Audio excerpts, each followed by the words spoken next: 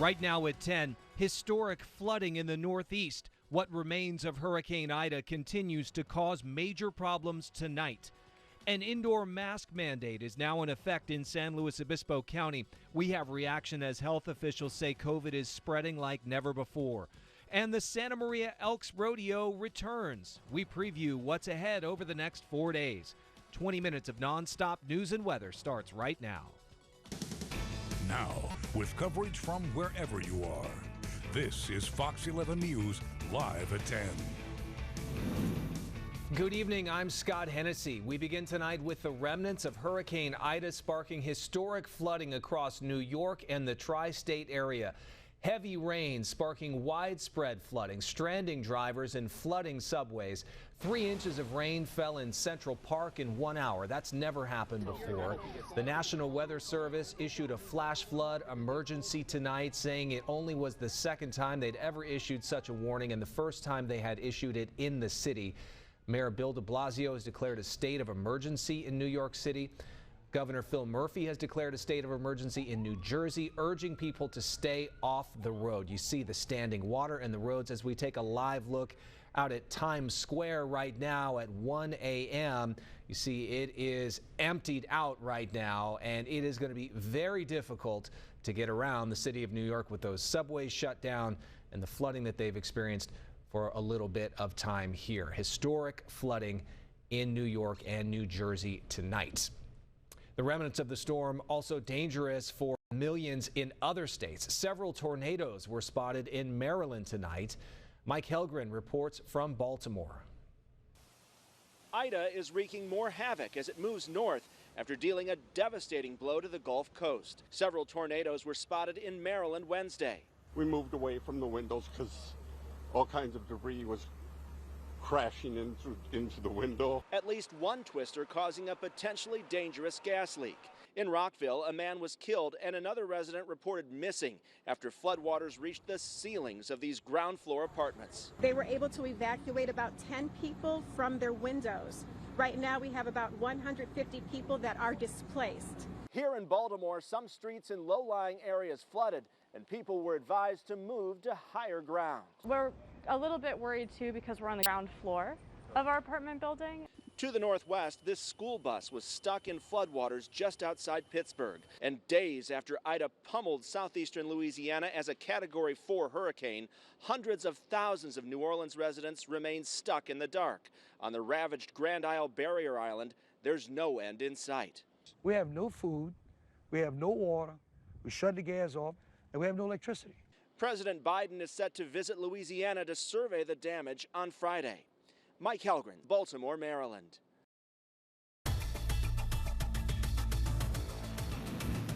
Let's get a look at where Ida is now. Julia Espinoza in the First Alert Weather Center. Julia, this storm has traveled many, many miles and is still packing a punch. It sure has. The remnants of Ida have impacted at least 12 different states across the East Coast, making its way out towards the mid-Atlantic. And this has brought unprecedented weather for the state of New York, where they have just been pounded by heavy, heavy rain, several buckets of it continuing at this very moment. So this has brought several advisories, including a flash flood watch, something that's really unusual for that area. We're also seeing that tornado watch still in effect. And these icons that you are seeing on the map all are indicating an active event happening at this very moment. So just to click on a few, you are seeing the heavy water just really impacting several highways across the area. People are stranded, multiple roadways are flooded, and just multiple water rescues taking place at this moment. So as far as how much rain has been accumulated, it's certainly widespread depending on what city and where you are on the map. But we are seeing upwards of 7 inches, and all of this rainfall moving on in within just the last 6 hours. Now the storm is expected to continue to push out towards the northeast, and this is good news as it is picking up pace and likely to continue as we go towards tomorrow morning. Looks like it's going to be exiting, so we're going to be keeping a very close eye on this activity. But Scott, for now, sending it back to you.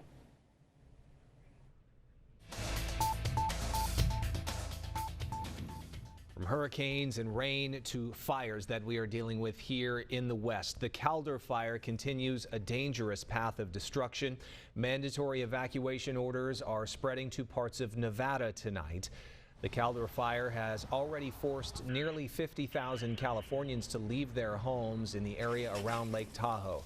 You can see flames tearing through a cabin as firefighters work night and day to keep the Calder fire from overtaking the pristine resort town. The winds, coupled with the drought, are making the firefight even more difficult. Every containment line that we've had on that eastern side, it has skipped it. This is a very rapidly driven fire through terrain, and it's the weather that's helping to drive it. Some good news, firefighters were able to get some containment overnight, but they are dealing with more windy conditions tonight, trying to get through tonight and continue to protect structures. Farther north, the Dixie Fire causing more devastation. Climate experts warn that fires like these will only get worse as we sink deeper into global warming. Many local firefighters have been called to the front lines of the big fires burning up north. As Fox 11's John Palmentary reports, the community is planning an important fundraiser this month for our first responders. 2017 Thomas fire surrounded my home, almost burned it to the ground. Our neighbor's house did burn down. We took that and said we need to do an appreciation event for these firefighters, first responders. From the Thomas fire and Montecito mudflow disasters about 4 years ago came a community outpouring that was nothing like we had ever seen. This was the 1805 Ash Bash with over 4,000 people. Many of them were on the emergency front lines. It had a lineup of performers and speakers that made it a one-of-a-kind fundraiser. $2 million was raised for the needs of those on the front line from many agencies. And now, fires now in Northern California, we need it more than ever. Another fundraiser is set for September 18th with Robbie Krieger of the legendary 60s rock band The Doors and British singer Natasha Bedingfield. As much as we may think the fire department has all the gear it needs right now, this special fund will pay for example, special vehicles like this and unique gear that's necessary when they get that 911 call. Musician Alan Parsons has been part of the fundraising team and recalls getting a picture of a fire by his house in the Glida Hills while he was gone. We went, oh my God, that's our house. From that, a renewed appreciation of what the firefighters are facing. Yeah, I mean, we actually feel very safe because, you know, we are the last house and we're the sort of vantage point for the firefighters. It helps. It helps a lot. It helps when we're having a tough time, when we're working a lot, when we have 3 engines deployed right now in Northern California, so our folks are working a lot back here in the community. And those looking to support first responders can do it at a small or large level on the 1805 Live event website. We're really fortunate to have that relationship. I'm told this year that 1805 wants to concentrate on some needs of the fire department, which is great, but what's nice about it is that this event continues, and perhaps next year it will be a focus on law enforcement. In Santa Barbara, John Palmentary, Fox 11 News. Local law enforcement agencies are lending a hand to fire response efforts around Lake Tahoe. Nearly a dozen wildfires are burning across the northern part of the state. The Calder fire again moving closer to the Tahoe Basin. It's burned more than 200,000 acres. 27 Ventura County deputies are being deployed to help with that fire. 21 deputies from Santa Barbara County are also headed to help out. They'll be joined by 2 communications dispatchers. These local agencies will be assisting with evacuations, road closures, and keeping areas around the fire secure. It is something similar to what we've seen and the aid that we have received in Santa Barbara County for things like the 1-9 debris flow, the Isla Vista civil unrest, the Thomas fire. We've seen these mutual aid agreements. These agencies come and assist us, and this is our opportunity to assist them. The San Luis Obispo County Sheriff's Office and their police department, the Cal Poly Police Department, Grover Beach PD, and Atascadero Police were also sent to provide mutual aid. And today, the SLO Sheriff's Office sent 12 members to El Dorado County to help with the growing fire. 7 other members from San Luis Obispo Police, Cal Poly, Grover Beach, and again Atascadero. They were all sent to provide mutual aid.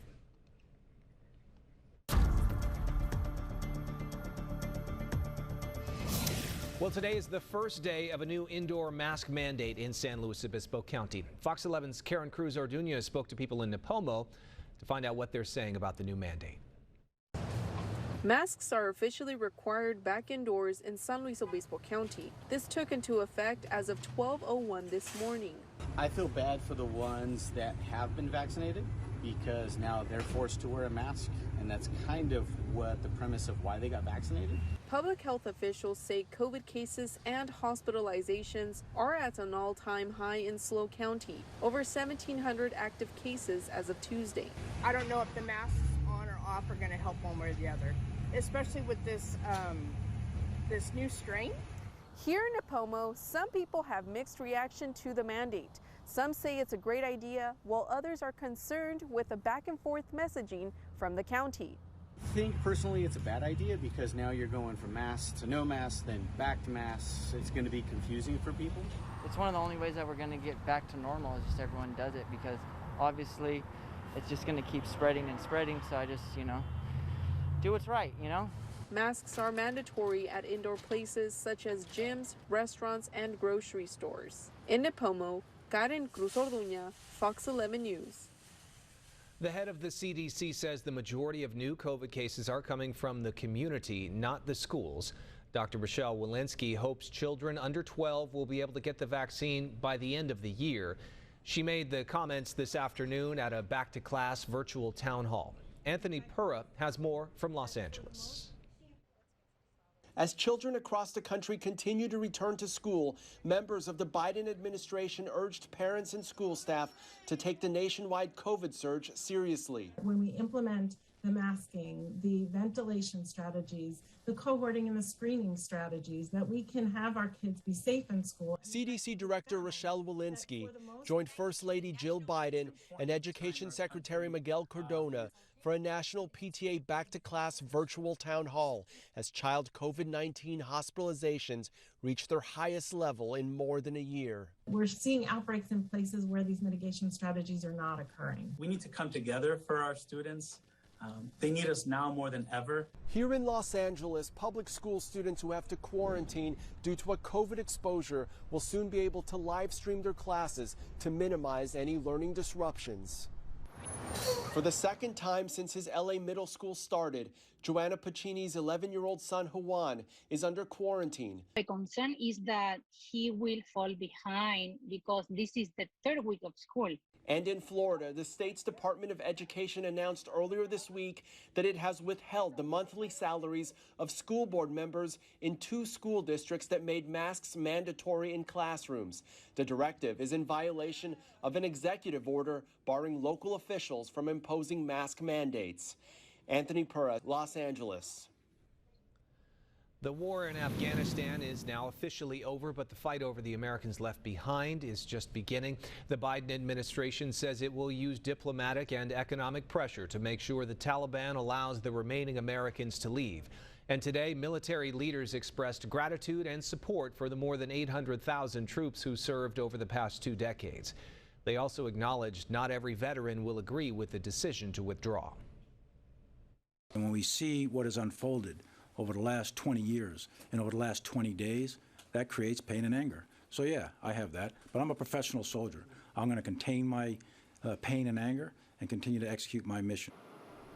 The next mission is already underway, helping resettle the Afghans forced out of their country. 5 people remain missing from Tuesday's Navy helicopter crash off the San Diego coast. The Navy says the helicopter crashed into the ocean during routine flight operations. Search and rescue crews from the Coast Guard and the Navy worked through the night. 6 people were on board, but only 1 has been found so far. That person is in stable condition. In addition, 5 sailors aboard the Abraham Lincoln suffered injuries in the incident, but they're in stable condition. Defense Secretary Lloyd commented on the rescue efforts during a press conference today.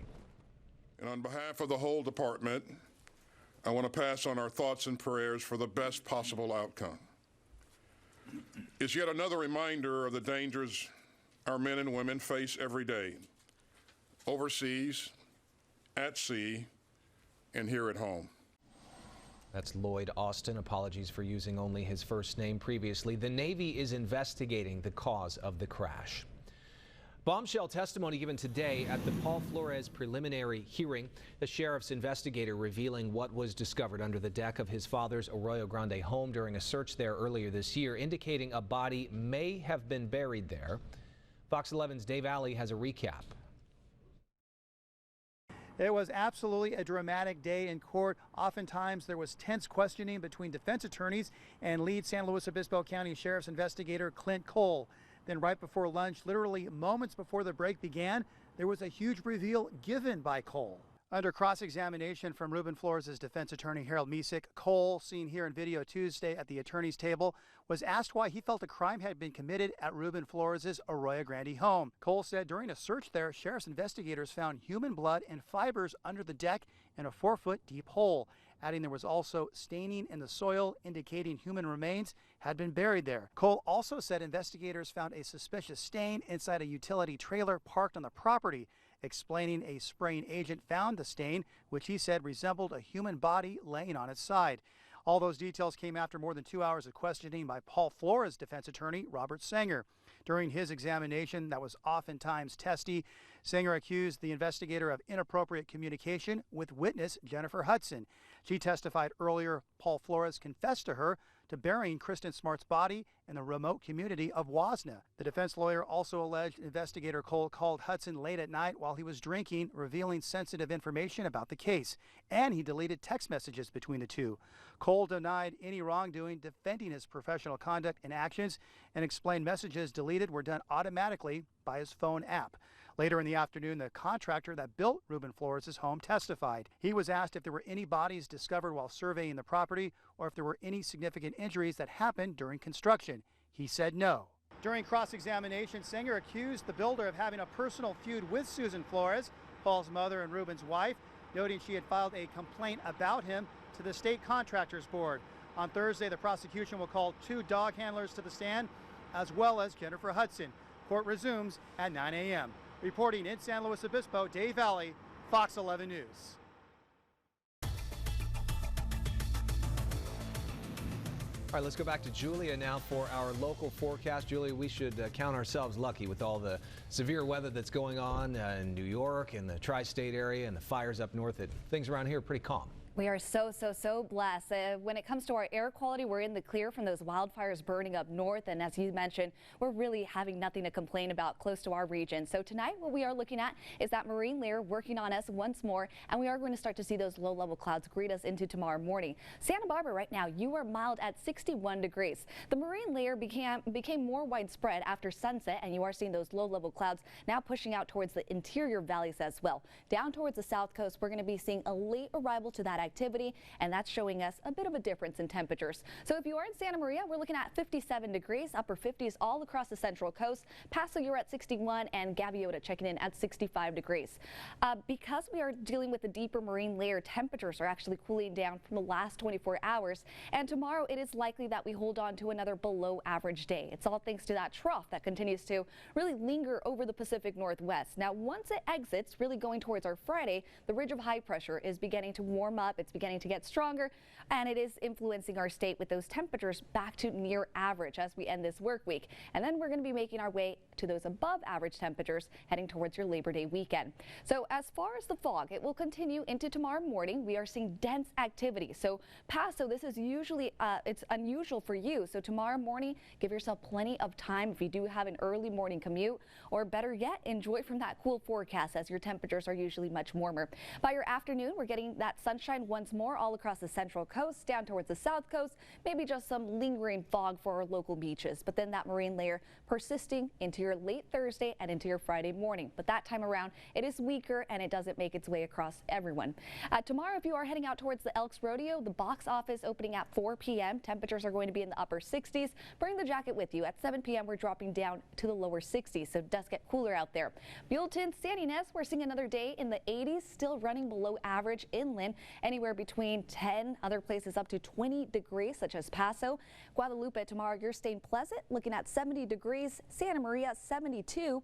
And then for Paso and Atascadero, as mentioned, we are below average, but it's warm and it's very comfortable. You're looking at 81 degrees. San Luis Obispo, mid-70s. Pismo Beach, staying mild at 67 degrees. Now, going into this weekend, temperatures are just gradually warming up if you are near the coastline.